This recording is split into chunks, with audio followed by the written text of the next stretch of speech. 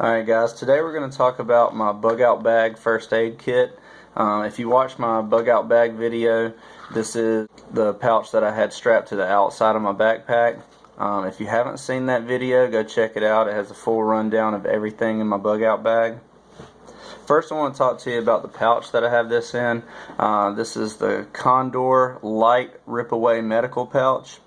This is the same pouch that I use for my fire kit on my bug out bag. And the way this works is it has a MOLLE panel on the back so you can strap it to a backpack or a plate carrier or anything else. It has a strap that secures the main pouch to that back panel, and when you undo this strap, if you need quick access to this pouch, then all you do is grab it and rip it away from that Velcro panel. That way you can have it secured to your backpack, but when you really need it, you can just rip it off and take the medical pouch with you. That way you don't have to go digging through your backpack or take your whole backpack with you to help somebody out in an emergency. Now, looking at the outside of the pouch, it has Velcro panel on the front that you can put a patch on. You can see I have a first aid cross on the front. It also has MOLLE webbing on the front and a hook Velcro panel on the back to attach to the loop Velcro panel that you mount on your backpack. I did replace the zipper pulls with some bright red paracord, just so when somebody looks at this pack, they have no doubt that this is my first aid pack. That way, if I'm the one that's injured and someone else needs to get to it, they know exactly which one to go to. Also wrap the handle in paracord, red and black, mainly, like I said, to let it be known that this is a first aid kit, but also to give you a little extra cordage if you need it. Now, getting into the inside of the pouch, basically what I did was, the base of my kit is an Adventure Medical Kit's 2-person first aid kit, and then I just added some extra stuff to it. So on both sides they have these elastic loops to help keep everything secure inside the pouch. And I'll just go ahead and start on this side. The first thing I have in here is a small light. That way, if I need to put a little extra light on the situation, or clip this to my hat and use this as a headlamp while I'm giving first aid to somebody, I have that option. I also have a small backup knife in here for cutting bandages or anything else you may need a knife for while you're giving first aid to somebody. Over here I just have a small set of tweezers. Those will be good for pulling off ticks or pulling out splinters, anything like that. The pouch also has these loops on both sides at the top, and what I did was put a paracord lanyard attached to that with an emergency whistle. That way, if I need some assistance while I'm helping somebody out, I can just blow on this. That'll alert somebody to know that we need help. I just have some basic medical shears for cutting bandages.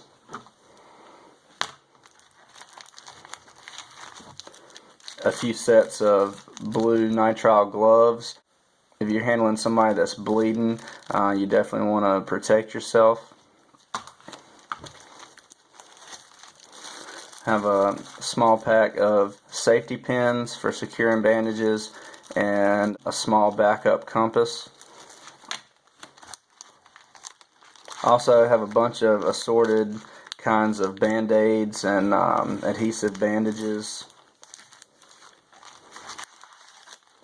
A few larger adhesive bandages. A whole bunch of antiseptic towelettes for cleaning up a wound or cleaning your hands. And there's a back pocket in here. In there I just have a bunch of generic medications, ibuprofen, anti-diarrheal, aspirin, burn cream, all kinds of things like that. And there is some instructions in here to let you know what type of medication to use in a certain situation. And last but not least, in that pouch, I have a tampon. Those of you that know much about first aid kits, that's definitely a good item to have. Obviously, this is intended to stop bleeding, and you can even plug a bullet hole with this. That'll come in handy a lot. Now moving on to the other side, I have a small vial of liquid bandage, some moleskin, some medical tape,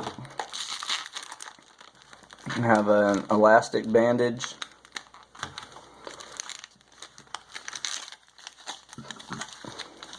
a few small packs of Celox. If you're not familiar with Celox, it works the same way as QuikClot, and this is the granular version like the military uses for stopping rapid blood loss. Small pack of Q-tips. Have a bleeding and CPR guide. A wound care, burn, and blister guide. I have a bunch of different sizes of sterile sponges or gauze. And last but not least, on this side, a cold compress. Just crush this and shake it. You could use this to help reduce swelling. Next thing I do keep along with my first aid kit, and I think is essential, is a tourniquet. Now this is just a tourniquet pouch that I got off of eBay for 10 bucks, but it's pretty nice. It has this Velcro panel on the front for a medical patch and this red pull tab, and that holds one standard size cat tourniquet. Also keep instructions for applying the tourniquet just in case somebody else has to use this on me. Now I think a tourniquet is essential for a good medical kit, especially in a bug out bag, because in a bug out bag you don't know what kind of situations you may be in, and if you have to stop blood loss from a bullet wound or a severe cut or something like that, a good tourniquet could save someone's life. As many of you already know, a good medical kit is very important for any bug out bag. They're good to keep in your vehicle, good to keep in your travel bags, or in your range bag. You never know when an emergency might happen and you need to give first aid to somebody else or to yourself. And even though a lot of this stuff is really basic, you could potentially save someone's life, even if all you have is a kit just like this right here. So be safe out there, guys. Build yourself a good first aid kit. Make sure you leave your comments and suggestions in the comment box below. Please like, share, and subscribe, and we'll see you guys next time.